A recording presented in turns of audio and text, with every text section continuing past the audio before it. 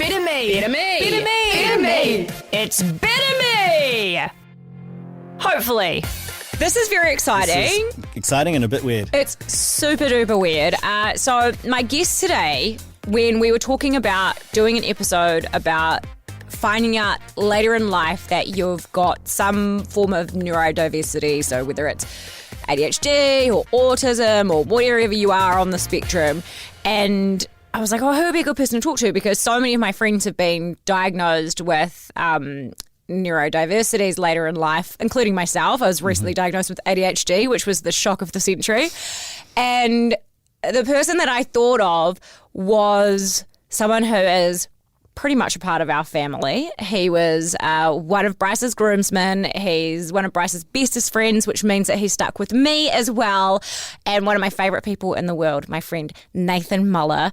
Thank you. Nathan. Very lovely. I wanted to talk to you about this because whenever I find out somebody that has found out that they are neurodiverse in some way, I always use you as the example because I don't think you realise like how proud all of your friends are of you and your journey through this, because you've had such a shit time over the last couple years and you have handled it like an absolute weapon, and the way that you have prioritised your brain is one of the most inspiring things ever, and that's why I really wanted you to be the person that we talked to on the podcast today. So to rewind back, can we say how old you are, or are you hiding your age? That's fine, I'm 45. You're 45. Yeah. And how old were you when you found out that you were neurodiverse?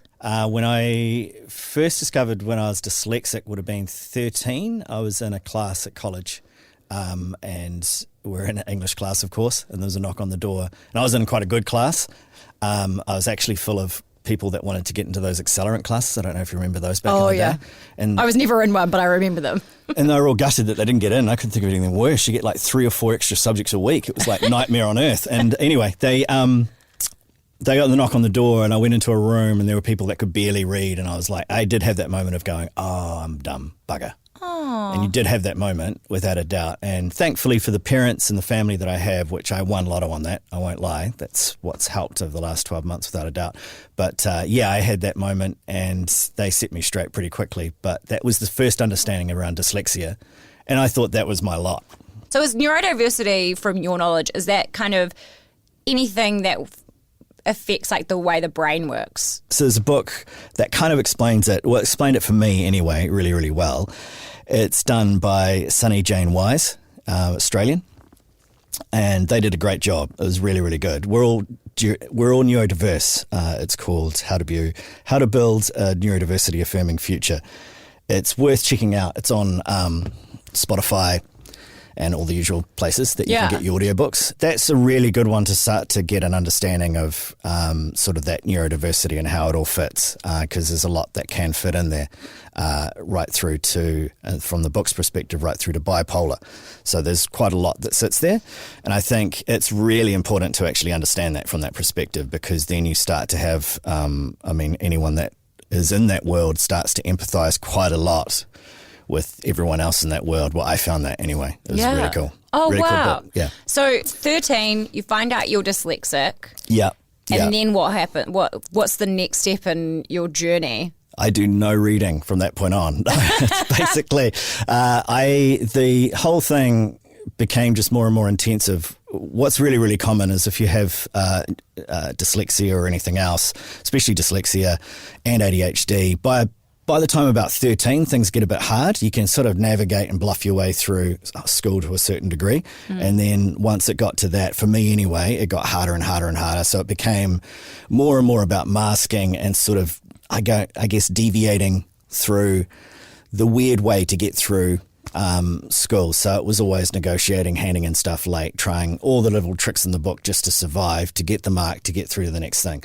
And I was a sucker for punishment, so I went into university as well and did a university degree in that, which was particularly hard. I learnt tricks right down to really dodgy tricks to try to get more time to hand stuff in on time by even handing in your assignment and it's half finished.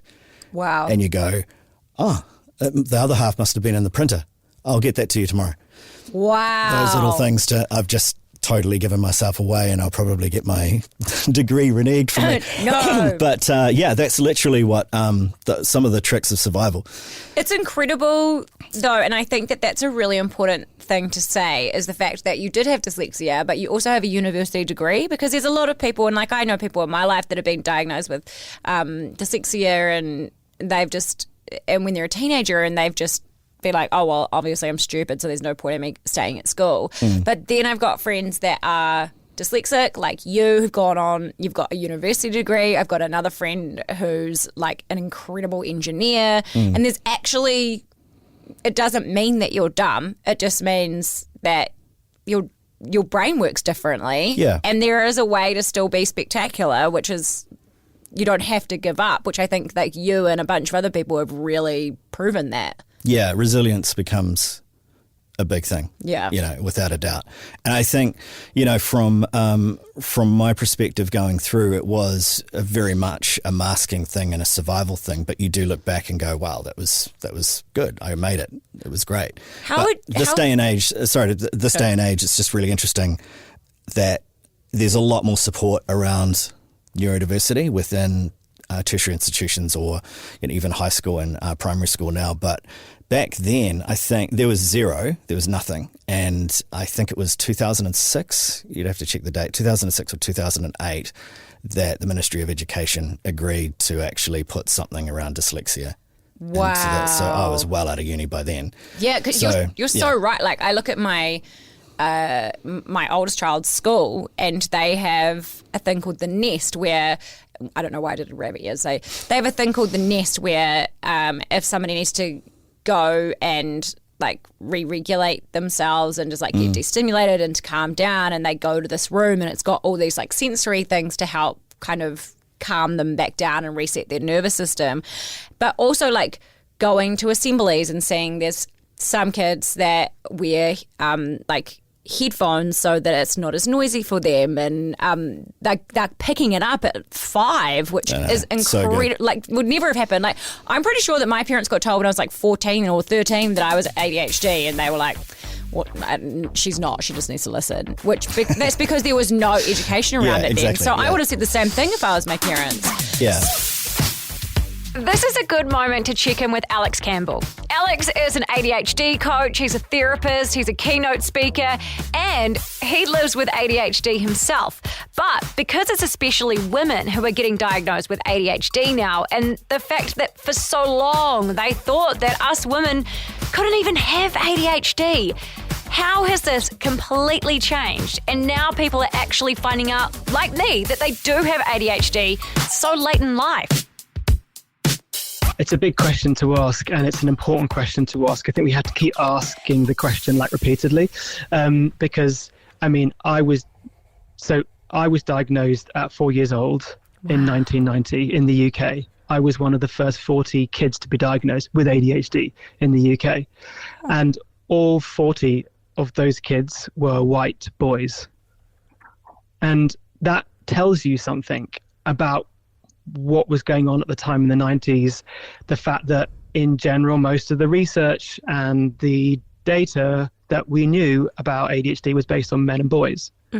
And so and then these kind of classic narratives get spun out, because in the 90s there was a lot of there's still negativity, but it was badly behaved boys who couldn't sit still in the classroom. This is like a minutiae experience of ADHD. This is like not even the tip of the iceberg. It's the tip of the tip of the tip of the iceberg. It is such a reductionistic way of thinking about ADHD. And so when you have in your mind what ADHD is, which is normally grossly inaccurate, thanks media, is that it definitely can't be possible in girls and women, because this is what ADHD is. And so a lot of women, a lot of girls were missed. There's other reasons for this, though. We socialize boys and girls differently.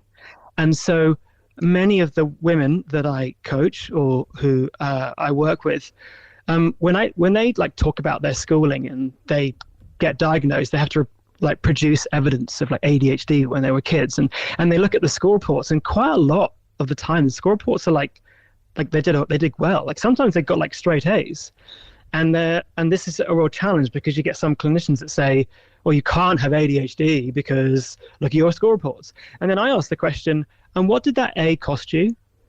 And they burst into tears, and they said no one knew how anxious I was. Wow. Because girls often tend to internalize a lot these struggles. Boys often externalize. A lot of women that I coach, when they describe their experiences in the classroom, sometimes they were called Little Miss Chatterbox. So they were like talking loads, trying to stay connected. Yep, that was me. There you go. And sometimes they're called things like Little Miss Airhead. And I hate this one because often what this looks like is daydreaming. Now, daydreaming is actually a wonderful skill to have. We need another word for this is mind wandering. Mind wandering in general is seen as a bad thing because it's inefficient use of our time. However, some of the greatest ideas have been formulated by minds that have needed to wander. Like wandering is a good thing. We need wandering. It means we're thinking about stuff at a deep level. And now we're being gaslit and told that this is bad and disruptive. I was coaching someone a while ago who didn't identify as ADHD, was a history teacher, but a girl in his classroom had been diagnosed recently. And he presented me with a classic scenario that he didn't understand that I totally understood. He said, I don't really understand why, like in the classroom, she doesn't pay attention. I'm using pay attention in quote marks here. Yeah. And yet she can like turn in grade A pieces of paper, like grade A bits of work. I'm like, I can understand that this is classic ADHD. And here I said to him, the next time you notice she's not paying attention, I just want you to ask her, like, what's she thinking about? Just invite her to express, as opposed to telling her to pay attention. And he said, what, just that? I was like, yeah, go for it. Just see what happens. Let's experiment. And he came back to me a couple of days. He said, oh, this thing happened. And it was like mind blowing. And I'm like, great, tell me, let's see what happened. He said, anyway, we're doing a lesson on Anne Frank. And he said, I do what like no teacher does. I drop the lesson plan. I'm like, great, drop lesson plans. Don't stick to lesson plans. Break this shit up. He said, I noticed she was looking out the window, and instead of saying, pay attention, I asked her what she was thinking about. Anyway, I don't remember what she was thinking about, but what I do remember was the impact that her thoughts had on the classroom. Wow. He said she had this amazing way of thinking about Anne Frank if it was in today's society. And the whole classroom was transfixed on her way of thinking about this. And he said, I've never seen the classroom like so alive, so engaged. And there were debates, and what about this, but what about this? And yeah, this must have been things that were going through her mind, but within a completely different cultural context. And he just said, I dropped the lesson plan because they were learning so much about what was important, not about just trying to get through something. And he said she was so alive. And I said to him, almost with tears in my eyes, like, you have now welcomed her into the classroom. I feel like quite validated in the sense that like I wasn't a bad kid. I just had stuff going on in my brain that nobody understood. That discussion really sat with me, and it has ever since we had it, and it's made me quite emotional to think about. But let's head back to Nathan. You live with dyslexia. What else is on your bingo card?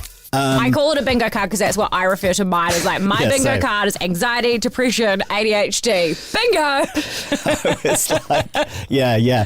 It was like, by the end of it, I felt like it had evolved into like Pokemon, where it was like, fucking catch them all, man. Yeah. But for me, it was, so that was my thing of like, I've got that. I'll just push on. And that was very much the theme of the next decades, was just push on, masking, because I had anxiety, depression, all of that was going on, but that was heavily internalized all the time because you masked it. Because I would look around, as a lot of people are who are ADHD, there is a lot of social intelligence, there's a lot of sensitivity. So you would look around and go, well, everyone else has got their shit together. Well, that's what you perceive. And internally, it's just like off the chain. And I was just going, okay, well, this is obviously just me, and I need to, again, push on. How would you explain what masking is? I think masking, from my perspective, masking is a survival mechanism that is built up for a very long time. So for me, from before I went to school to after I went to school, my parents saw a kid that was cut in half.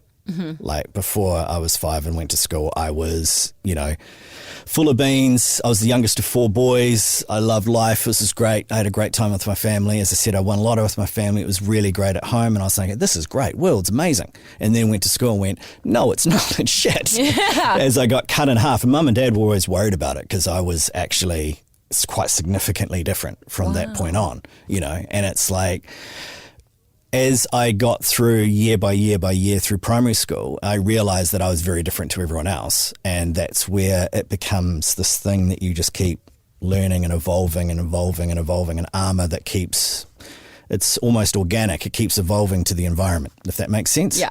So that's how I would describe it. Because by the time I got to 11, things were really overwhelming for me. And probably at that age had issues with depression and all sorts of stuff. And I found myself, very, very overwhelmed in that year. And that's when it really just started to pile on that I needed to, especially by the time I got to high school. And I think, it becomes, as I said, it's this organism, as I describe it, as it just shapes to the environment to try to make yourself safe. And the exhaustion that's around that to try to hold it together. Because I imagine, as you're discovering now with ADHD, is that you'll look back on life and you'll see those massive spikes of emotion and anxiety and everything that you had multiple times in a day that you had to grip and hold on to and not expose multiple times a day, plus do your job, plus everything else. By the time you rest your head on the pillow at night, you're absolutely toast. It's so interesting you say that because I only got diagnosed with ADHD maybe 3-4 weeks ago and was prescribed Ritalin, and I take it on I'm not supposed to take it every day, just on days I feel like I might need it if I've had a big day. I've got a big day ahead, and I had a big day ahead. My boss Casey was like, oh, hey, can we have a meeting? And I was like, oh yeah, sweet, like no worries. And we sat down and we had a meeting. And it was basically like figuring out, like a show lineup for our show. And usually I would be pestering our big boss Leon on a daily basis, ringing my agent in a ranting mess, being like, well, why can't they just decide on what's happening? Like, why is it so intense? And I want to be across every single thing. And like, what if I don't like the person? And blah, blah, blah, blah. And Casey's kind of like, oh, like, what do you think about it? Like, are you happy if we do this? And I was like, yeah, that's great. That's really good. And I don't know if Casey realised, but he kind of looked at me like, well, this conversation went differently than when I thought it was going to go. Like, I thought she was going to have like a lot of opinions and a lot of things to say, but I remember walking out of the meeting being like, I think that's the calmest I've ever been in like a big news meeting where I've been like, okay, but like, what about every single scenario that's come up in my brain? Like, and I've had meetings with like Leon, who's my big boss, and literally yelled at him, crying, like he's ruined my whole life, and like every expletive you can think of, and the next day being like, lucky that we have like a close relationship to be like, I'm really sorry that I called you a that was inappropriate. But it's just because I just checked out of my body. But now I know that I've got ADHD, it's like, oh, actually that wasn't a normal response. That was like an ADHD response, which is strange. And now I look back and I'm like, fuck, I've had so many psycho moments in my life that I must have looked like an absolute psychopath. But it was actually, I just didn't realise that my brain was wired different. Yeah. I mean, it's great that you've got that support where people can go, okay, she's having a moment, which is amazing. Because I think to be able to release it is probably a good thing in some way, shape or form. It's something that I definitely didn't do. I just internalized it and then internalized it again and then internalized it again. So it all became, a massive fight to the death, but you'd never see anything. To get back to you, sorry, I'm having a lot of realizations while talking to you where I'm like, and I remember that was something that you talked about a lot was, so fast forward to a year, 18 months ago, you found out that you weren't just dealing with dyslexia, there was some other stuff going on as well. Can you talk us through what happened? Yeah. I mean, these kind of events, I'm not unique in the fact that it was a health event that started to show what was actually happening. A lot of people have a health event and it's the stuff that they've been masking and holding on, thinking it's just this, it all comes out. But from my perspective, it was pretty brutal. I had switched jobs, a job that I loved. I was 3 months into it, going really well. I was down in Wellington. They were based down in Wellington. And I went into work. I went to Joe's garage and had my usual coffee and granola that I had every morning. Lovely. And then went in to work. It was all going well. By about 11, I was feeling a bit rough. And by 12, I don't want to get too graphic, but it was like, I was vomiting a lot, and came back and went, I'm feeling not right, man. We had planned at work to have this afternoon party. Yeah. And I was just going to go and get a hotel. I was supposed to fly back to Auckland that night. And basically they said, Misa, one of my colleagues, a great person, went and basically said, stay at ours. We've got the whole area where you've got the toilet to yourself and the ensuite, and you can hide there. You don't have to go to a hotel. So I didn't even make it to their place. I was going through the Miramar Tunnel and feeling pretty rough at that point. Came out the other end. I could only visually see in blue and white, and blacked out, woke up and made a mess in the cab and looked up at the rear vision mirror. God bless that guy, he saved my life. But the eyes he was giving me at the time was just daggers, because I'd vomited all over myself. He probably just thought you were hammered. Yeah, he thought I was OD'd or something. And my heart was doing about 180, and I said to him, we need to get to the hospital immediately. It was bad. And he got me there, and they wouldn't actually come out and see me. He said he'd have to sign me in, and I couldn't move. So he actually saved my life, because we were in a time-sensitive thing. I had to get help quickly. And he parked in the ambulance drive, and that basically saved my life. Wow. So they saw me and went, oh, and then got me. And then a nurse caught me in time, and then I was in no time 80/40 blood pressure, and the panic in my body basically nearly got to, the panic I describe when you're at that point, when you're literally close to death. The panic is something I don't have children, but I'm sure you'd understand from the point of view of that uncapped panic, like you had lost your kid in a department store and never found your kid again. Yeah. That it just never gets better. I got to that point, and even got to the point of the calm of going, okay, well, this is it. I'm so glad you didn't die, Nato. Thank you. I'd miss you a lot. Thank you. Just to soften I really the blow through a appreciate little bit. that. Just to soften that up a little bit for you. Sorry, I really it's a bit miss heavy, you. but yeah. So they managed to get me under control. It was pretty full on. You hear 3 doctors shouting at each other. It's bad. Yeah. They eventually got me stabilized, and then the next day actually discharged me, because they were like, it's gone now. It was we reckon it's a virus. Good luck. So that's always fun when you leave for that. But I left, and I know it sounds full on, but actually my experience of it was like, I had the peace at the end, and I was like, I had a bit of a moment of going, I think there's nothing to be afraid of. We're good. That kind of approach in life. Yeah. And within 2 weeks, I tried to get back to work, probably too early, but I loved the job and I was new to it.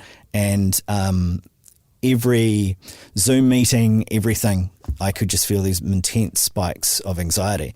And so that happened in November of 2022. By December, it was like 90% of my day. Yeah. And then went to the GP and did the usual thing. It's like, my anxiety is overwhelming. I need to get put on meds. They ask you the 5 questions. Yeah, all of that. And I'd had a lot that had happened to me prior to all of this. So my GP was like, honestly, people would have asked for this like 2 years ago. Yeah. Was it your psychiatrist that told you that after this diagnosis, there is like a period where you have this reflection on your life, which can kind of make you have like a little bit of a doom period? Could you talk us through that? Yeah, for sure. I mean, I quickly realized, like instinctively, I was realizing that this has become, the brain is the job at the moment for this year, to try to figure out what's going on. Not only to try to bring everything down and get under control, but also understand how the ADHD brain works.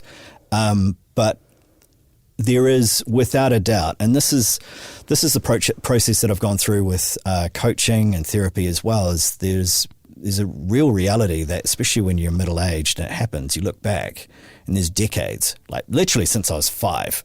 So it's 5 to 45, it's 4 decades that you sit there going, gosh, this would have been super useful if I knew this several decades ago. And you realize what could have been.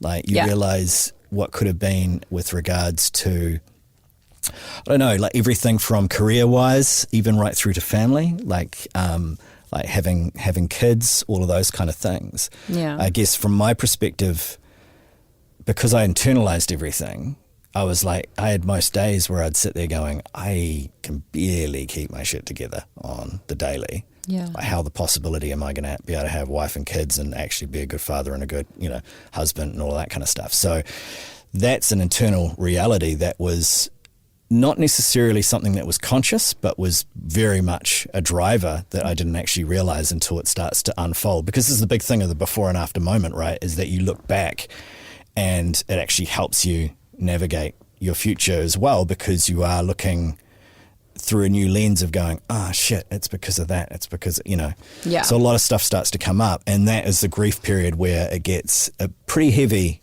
for people. And Yeah, I was imagine. definitely warned about it. I was especially warned when I had the meds. Like he said, there will be a moment, day one, where you'll look back and go, wow, why didn't I have this 20 years ago? He said that it really kickstarts the grief. So be ready for that, and, be open to it, really, because I think it's part of the parcel of the experiences. It is an ending and a start of something new. You are actually having phase 2 of your life. I remember Nathan telling us about this when he'd come over one day, and it just made so much sense. So I wanted to ask Alex for his thoughts on the potential grief and the what if that can come with a diagnosis. Can I just caveat one thing here, which is sometimes the unacknowledged perception of grief stops people from putting themselves forward for the waiting list. Oh, okay. Like, do I really want to know? Oh, okay. Like, because if I do, it's almost like it confronts me with the grief. Right. So there's lots of reasons why people kind of question whether they go for the diagnosis or not. Sometimes it can be because I do have a feeling of, this is kind of rubber stamping something for me, which means, do I have to face this? And for some people, they're not ready for it. Or for some people, that feels overwhelming. So just to say, this journey of discovering your differences, don't do it alone. Yeah. Walk with somebody else. Either somebody else who's going through a similar journey, might not be ADHD, it might be autism. It might be something else. It could be whatever, but it needs to be someone you feel safe with. But whatever you do, don't do it on your own. You've already been on your own with these thoughts and feelings and confusions for most of your life. Why can't this be a turning point for you to bring people in to help resource you? So that's that first thing. I think there's something about honoring the grief. For a lot of people, and when we say grief, sometimes grief makes it feel like a really big, terrible, scary thing. I think that grief, I'm also a therapist. I think grief is about giving airtime to feelings of loss. And it's about breathing oxygen into things that matter to you that you have lost. And that could be relationships. That could be job opportunities. That could have been, families or other things that probably may have been possible had you understood or known about this. I think we have to let those feelings be felt. I think we have to find ways of being brave and loving ourselves by letting ourselves feel that grief, by feeling into the grief. And the thing about grief is it doesn't stop, but we can move through grief. This is the thing I think about grief, is that we continue to live with this grief. I'm not pretending that everything becomes great, but I think there's something about, actually, there's a lot of pain in not knowing why things were hard, but giving airtime and as it were, oxygen, and thinking about things, talking it through with a therapist, talking it through with an ADHD coach who may also know some of this same feeling is very healing, actually. I think it can be a healing experience, giving airtime to loss. And also, I think it can, when we feel in and go through grief, there is hope. Like there's stuff beyond it. Like, now I have more clarity on why things were hard. What might I want to do differently now? I'm in a different vantage point that I didn't have that privilege before. I do now. I have a bit more clarity. So maybe I want to do things differently. Sometimes grief is part of that process of getting to that place, if that makes sense. So I think grief is actually a wonderful, beautiful thing, but it is painful. Like, I'm not going to, does that make sense? But I think it's natural. And normally it's because something matters to you. Yeah. You care about the fact that things were hard. Things mattered, and maybe other people didn't show their appreciation or were clear about the fact that you mattered, or that kind of stuff. But now you're touching that. It does matter. The stuff that was hard before does matter. And grief's often a symbol of that. Like when someone passes, if they meant something to you, you tend to grieve, right? They mattered, and now they're not in your life in the same way. You could apply that same kind of feeling to the schoolgirl, the person who dropped out of that, the things that were difficult. Now there could be some space to let that feel and let that go. Most people who are late diagnosed or late discovering, it's a relief, but also it's like, well, I've got ADHD, so nothing can change. Bullshit. There's a lot that can change, and a lot of it comes when you start to really understand yourself. When someone discovers their neurodifferences, they realize, I'm ADHD. There's like a journey of really understanding who you are, and it's not about medicating you because you can't focus. I think that when I think and I talk about ADHD in like the workspace and publicly, there's two things to think about here. There's understanding your ADHD, and there's understanding the years of not knowing your differences. This has to be unpacked. I'm all for medication and advocating for people to choose the right choice around meds, but meds does not help you understand who you are and why life may have been difficult, as well as why life might have been incredible at times as well. If that makes sense. We have to understand and unpack this experience of what I call it the inner world of not knowing, the years of questioning yourself, the years of all the self-help that never really stuck, the years of trying to better yourself, the years of people pleasing, the years of feeling like an imposter, the years of feeling like you've never really met your potential. All of this stuff comes as a result of not having any clarity for your differences. Nato, how do you reflect on this stuff? Yeah, it's definitely a challenge. Like, I was inattentive. I assume you were on the inattentive side? Oh my God. Yeah. He was asking me. The hyperactivity is like, you can spot it because you're a 5-year-old or an 8-year-old kid going, so of course you're going to, I could fully check out of it. I can, if I'm not on like taking my meds that day, I can sit in a room full of people and I can completely check out of it. Oh, yeah. I can completely check out of it and be over here. Also, I'm a hyper focuser, so I'll go to put my son's washing away and then all of a sudden I've refolded, reorganized, relabeled his entire wardrobe, changed his room around. Starting to freak the child out at this point. The colour of our bathroom was annoying me, and I kept walking past it and I was really hyper focused in on it. And then while Bryce, my husband, was having a nap, I went to Rosine and bought a primer and a paint and started trying to paint the bathroom. Amazing. Effed it up. He was furious, and I had to get a painter to come and fix it because it was so bad. And he hates it too. He thinks it looks like a hospital. But it's an interesting thing to kind of navigate. So how? I think the inattentive side of it is, I guess this is why it was harder for me to be picked up, right? If I was, the classic boy with the hyperactivity and all of that, that's the thing, is that you end up, it becomes quite easy to pick. And I think, I'm by no means an expert, but I think with women, I think it's outrageous that there isn't enough support there. And I think another part of it is that just better at masking. Yeah, I agree. By a long shot. And I think that's the thing is, there's stories that I was told by my psychiatrist where it was like a woman that got to the stage of menopause by the time it was eventually diagnosed, and they're like, well, this has connected a few dots for the last X amount of decades. It's crazy that the support isn't there. Again, the inattentive one is a lot harder to pick. Yeah. So therein lies the rub, right? It's interesting you say that, because as another part of my realization is I did another podcast before this with one of my best mates, Morgan Penn. It was called Trainee Sexologist. Yes. And I remember being so upset because there was like 2 or 3 comments in the ratings section of like, what's the point in having an expert there? Sharon's going to talk the whole time. Oh, Sharon's really annoying. But laying it on me. And I was devastated. Like, the comments made me feel so upset because I was like, what are you talking about? Like, I was just trying to, what? And then now I look back and I listen to it. I can completely hear what they're saying.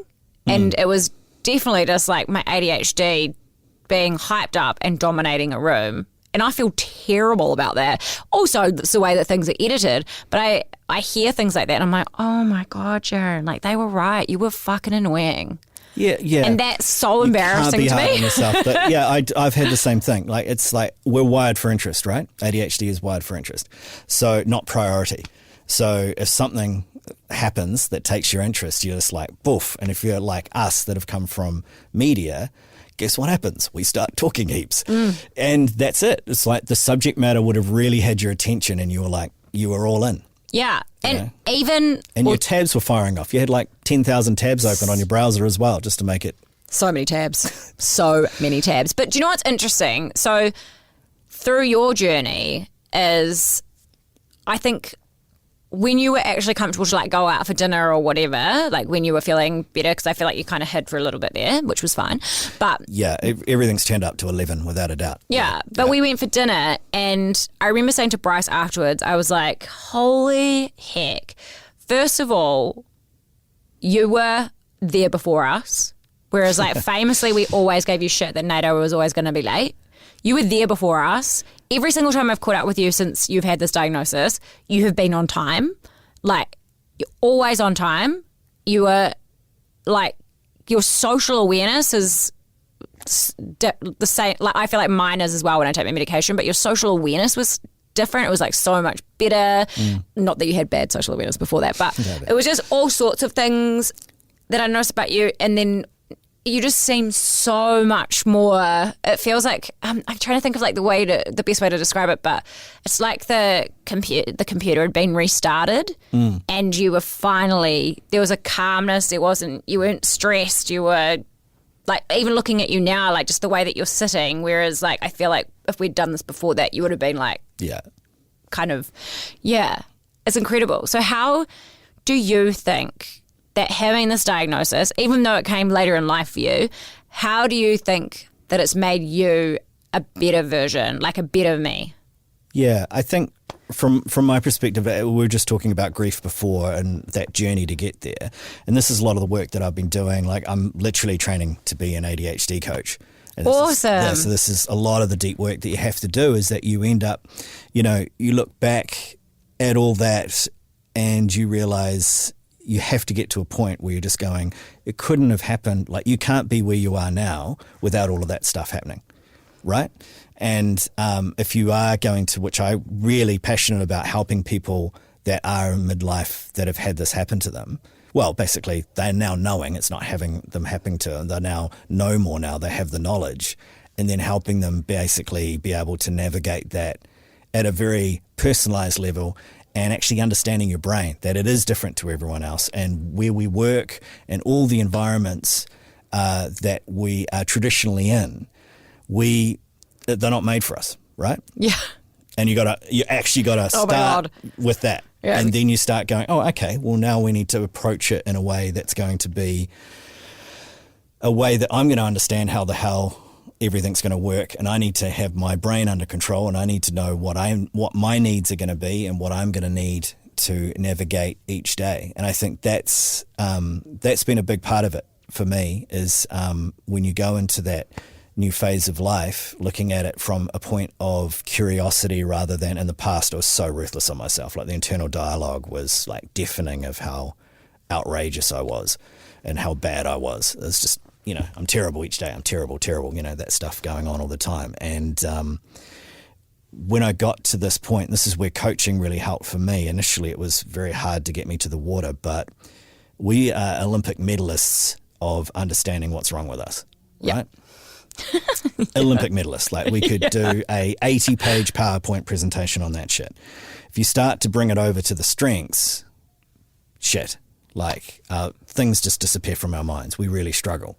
Now, we may have had a lot of the cases for me personally, you have outside feedback of what you're good at, but it never really comes from within. And this is a lot of the work, was the work around strengths, of understanding what strengths are natural to you, and actually realizing that and saying, yes, actually I use that strength for that thing today.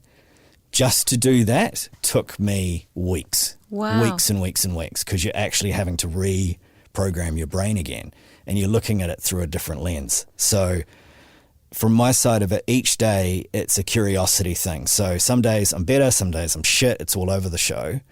For me, it's looking through a lens of a situational variability, looking at what was happening that day, what was the task, who are the people around me, how was I feeling, had I had a good sleep the night before. All of those things start to become the tools and the levers that you use for your day-to-day, and actually go, if something turned shit, in the past I'd always go, well, it's me, isn't it? I'm crap. Yeah. And we're back into that hole again, right? Rather than actually stepping back and going, well, what was happening? What was last night's sleep like? Was I eating? Was I doing, what was the environment like? What was, and you go through this checklist, and then things start to come out of going, right, in the future, I might be able to change the environment to this, or I might be able to do it from a quieter place, or I might be able to, Yeah. It's those little things that really, really help. Right now, we are joined by Ryan O'Connor, who is an optometrist at Specsavers, who are the amazing sponsors of our podcast. And I've got some questions for you, Ryan. What is a better solution for people who wear sunglasses over the top of their glasses? Because my husband does this when he drives. Like, isn't it going to be easier and more cost-effective to get prescription lenses in his sunglasses? Like, help me out here. Oh, it's a good look, Bryce. Not. Yeah, absolutely. It's completely simple to get your prescription put into prescription sunglasses, whether that's just as a tint, we've got a range of colours, or polarised. I don't know, is Bryce a keen fisherman? Oh, he is a bit of a fisherman. He gives it a crack. Yeah, so no, super simple to get your prescription put into prescription sunglasses. So if I've already got existing sunglasses that I say didn't get from Specsavers, can I just take those glasses in and they'll put the right lenses inside them? Yeah, that's a possibility. Wow. We're able to do that. We're optometrists, so we do that. God, you guys are so clever, Ryan. Yeah. Thank you so much for popping in. I think it's time that I put the hard question to Alex. What exactly is it about my brain, or someone like Nathan's brain, or maybe even your brain that's listening right now, that makes us react in particular ways? There's a crucial difference between the brain of someone with who's ADHD versus a non-ADHD brain. And that's that our brains are wired for interest. Right. This means that we do anything and everything based on interest. Interest is a fuel. If you're not ADHD, you tend to have a brain that's wired for importance. Importance is more of a thought-based process. You tend to, if something's important, then you tend to activate on that importance. You tend to do something about it. There's a lot of stuff in life that's really important, but not very interesting. And part of the challenge for many ADHDers is how do we understand our relationship to interest, and when we have to pay attention to things that are important. And I use this when I do talks in corporates and stuff. I use this as a classic analogy between my partner and I. My partner is not ADHD, and stuff like paying utility bill is important, right? Yep. But the utility bill comes through the door and I see it and I go, oh yeah, I need to pay that. And in the moment I have the intention of paying it. Do I? Fuck no. Do I pay it? No, because it lacks any interest. Yeah. And then another one comes through the door and I go, oh yeah, no, I must pay that. Do I? No, still don't pay it. 4 come through the door, and then the 4th letter comes through in red block text. It says, we will, repossess your whatever expensive item here if you don't pay it. And I go, shit. And then I pay it. But my partner, she would have probably paid it the first time it came through the door. What's the difference here between me and her? A difference here is about interest, because interest is negative and positive. As soon as there's something that's going to cost me something attached to that bill, I now feel anxiety and fear. That is interest. Anxiety is interest, right? And so now I pay it. And it's not because I didn't want to pay it. It was importance, but importance doesn't generate fuel. Interest is a fuel mechanism that gets our brains fired up. A lot of the world is reliant on the fuel supply lines in our brains of importance. Oh, it's important. I'll take action. No, I won't. Right? Or I leave it till the last, right? Or I leave it till the last minute, like revising the night before an exam. This is called urgency. Urgency generates interest. It generates interest in our brains, and then we end up taking action on it, right? Mm-hmm. So there are lots of different ways drama generates interest. We get into all sorts of fights and stuff in relationships, especially when we get bored in the relationship. And it might not be that it's not that we don't care about the persons. It's like the relationship has started to rust, and maybe we just stop contacting the person, or we get into fights, or something happens, or we generate gossip. It's because we need the interest in some kind of a way. Like, it's just the thing about engagement. This is so important. Yeah. Like, I'm a parent, and I suddenly realized when I became a parent, there's so much of parenting is fucking boring. Yeah. Like, it's so boring, and there's no give back, right? Yeah. But if I don't understand that as an ADHD parent, I've got a brain wired for interest, I think I'm a bad parent. I'll give you a classic example of this. Taking my daughter to the playground. The playground is a pit of hell. I hate it, right? It doesn't have much interest. Unless my daughter's going to fall off the top slide. Now I'm interested. Mm-hmm. I'm right there, right? My focus is there. But if you don't have that understanding of interest, then in general, you just default to berating yourself, because that's what we've been doing our entire lives. Nato, for people that have been diagnosed later in life, like we have, Do you think, because I think that some people find that scary, where they're like, oh, well, it's my superpower. I've been living with it my whole life. I'm not going to do anything about it now. That's what gives me the shits as well, is the peddling of the superpower thing. Yeah. It's very speedy brain, very, very useful, but also you can crash the car. 100%. So I mean, really, Kanye West famously was like, my bipolar is my superpower. And I do believe that my ADHD is partly a superpower, but it's a superpower that you need to learn how to control. Yeah, exactly. But would you say that having this diagnosis, for people that might be scared, has brought you happiness? Without a doubt. That's the thing, is it's about knowledge, right? It's about actual understanding. And I've had this with someone very, very close to me that is looking at it and goes, too old, can't do it, it's not for me. Yeah. And the thing is it's like, well, you need it for the knowledge, right? It's actually the understanding, and it's not about the label thing. And this is where, that argument does come up of label versus whatever. But for me, it is the knowledge, because if you've got the knowledge, then the brain can become the job. I mean, the brain uses the most energy in our body. What is it, 20%? And it weighs 2% of our body. That's the hub, right? That's where the energy needs to go into to understand and to be able to take care of ourselves. It starts there, then everything else follows. And I think that's genuinely how people need to see it. So if you are thinking, you've done those tests online, which I did, which I was like 26 out of 30, and they went, you should definitely go and see someone. Yeah. In red at the bottom. If you've had that, or you're thinking about it, it's about knowledge. That's what it comes down to. If you know that, then your life will be able to change, because you've got better tools to be able to navigate it. it's time to check in with you. If you're listening to this and some of the things that we've been saying is really ringing true with you, I just wanted to check in with Alex about the best ways that we can seek help or get tested, because it isn't always straightforward. It does sound really daunting, and sometimes just the price of it can scare people off. So, Alex, how? There is a wait. And part of that is because there's a lack of specialists in New Zealand, and even those who can diagnose you have long waiting lists. Like, this is the reality of what we live in here in New Zealand. Just to say, by the way, I come from the UK. I've been in New Zealand a year and a half. And if you want to get diagnosed on the health system in the UK, some people are waiting up to, some of the wait times are over 6 or 7 years. Whoa. Okay.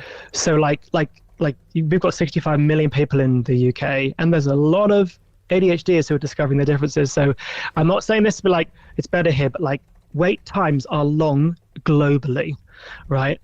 Wherever you go, and people are going privately because of the challenges around the wait times. And even privately in the UK sometimes can be over a year. So I just want to kind of say that, because sometimes we get quite bogged down in New Zealand, we can't. It's this is a challenge globally that we're facing here, and medication shortages and all that kind of stuff. So, your question about, okay, I think there's something about accepting that there will be a wait time. But what can you do between now and the diagnosis to start to understand yourself. And a number of people who I coach and I know many coaches in New Zealand and Australia and the UK who coach people who have not yet received a diagnosis, but they definitely like the coaching benefits them. Because and actually it's very well known amongst clinicians that when people come for a diagnosis, it's like they know more about ADHD than the clinician does. because A, they had to wait, and B, they finally found the thing that is them. It's like, for the first time, it's like, holy fuck, this is jumping off the page. I've never read something. Like, they've read an article in a magazine, or they've heard something on a podcast and gone, what? And it starts this interest, right? You get very interested in figuring this shit out. Okay. And so what I would say is get onto a waiting list. Don't go, oh God, the waiting list is long. Poor me, I won't go on a waiting list. Get your name on a list, okay? That's the first thing. Nothing's going to change until you're on a list. So get on the list. That's true. Ask them, what is your estimate wait time? So at least you can have some certainty around that. It might be long, and that will be tough. I'm not going to sugarcoat it, but at least figure out roughly how much time is it going to be. They'll be able to give you guesstimates. And the longer you put it off, the longer the list will be. Right? Exactly. Right, exactly. The other thing as well to give yourself some more certainty is when you're contacting private clinicians, ask them what they're assessing for. What is their assessment process? Get that information beforehand so that you can prepare for it. What kind of information do you ask for? Do you ask for letters from my partner, from whatever? Because in New Zealand, there is no standardized way of assessing, which is really not helpful. So different clinicians will use different guides and rule books. So ask them, what are they actually assessing for? What's the criteria that they are measuring you against? What sorts of questions will they ask you? Get that information so that you can start to think about that. Because for some people, the assessment itself can be quite problematic, like traumatizing. And so having an idea of what this process looks like, depending on the clinician, will be really helpful. You might want to ask a few product providers, what's your process? You might notice there are some differences. Some of them might feel more supportive than others. So back yourself, ask some questions about what are you assessing for. Are you just looking for ADHD? Or are you looking at other things here? Once you have that information, you can do something with that. You can make different choices. You can start to explore targeted supports. Most of us have tried to support ourselves over our lives, and it hasn't quite worked. Often that's because it hasn't been the thing.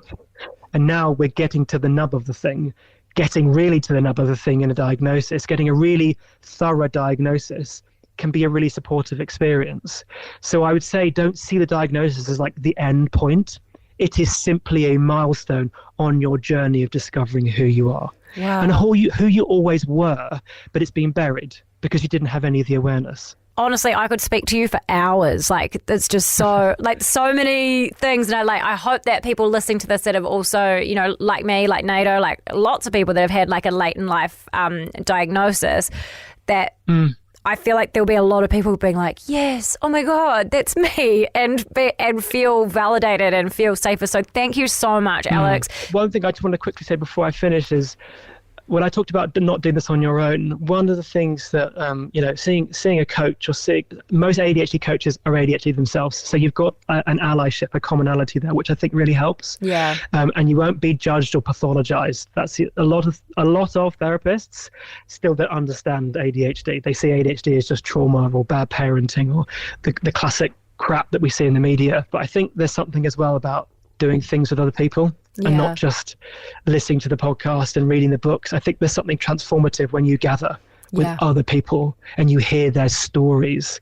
And I think the stories is healing. It's like, I can see me, and it's not the same thing, but there's one thing you said there, and that's normalized something for me. And I think this is the crucial thing when you do something in community with ADHDers, you start to normalize stuff that you think is cray. Oh. All these weird things that you think, oh, this is just me. And then you're like, oh, turns out this is really normal. This is ADHD. And I think there's something beautiful and wonderful about when you kind of go, because this is the journey, I think, is normalizing all of your ADHD. It's not all bad. It's all wonderful. There are challenges, yes, but there's huge amounts of beauty and brilliance and wonderfulness that you've probably been gaslit in you. And when you get to have your experience normalized by hearing it in other people, you then start to accept yourself. It's really hard to accept something that you don't think is normal. Doing things in community normalizes your experience. That leads to acceptance. What happens after acceptance? Empowerment. You then start to speak up. You then start to make some noise. You then start to advocate for yourselves. And that's where you see ADHD is on fire and living life on purpose. I think it starts in community. So, yeah.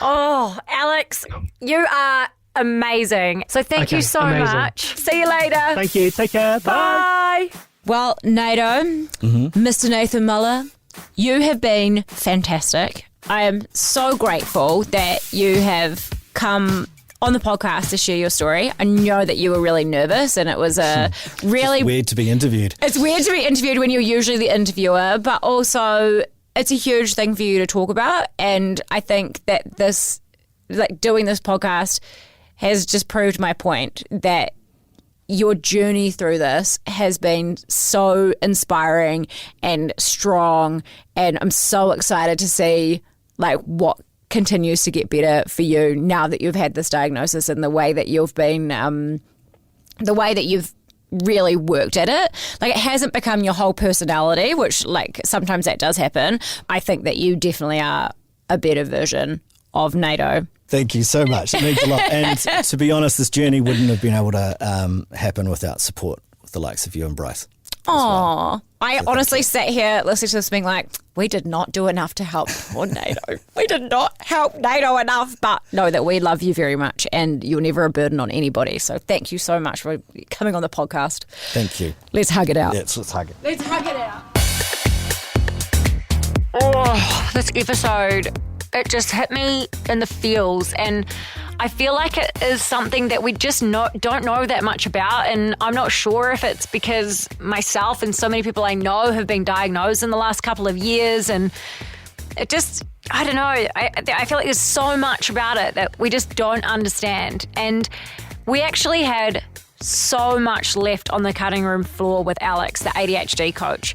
He just had so many different ways of looking at things and so many interesting points and things that honestly I felt like just hit me right in the heart. Thank you so much for listening. As always, we really, really appreciate it. And if you want to like, comment, subscribe or whatever on whatever platform that you're listening to, it would be much appreciated.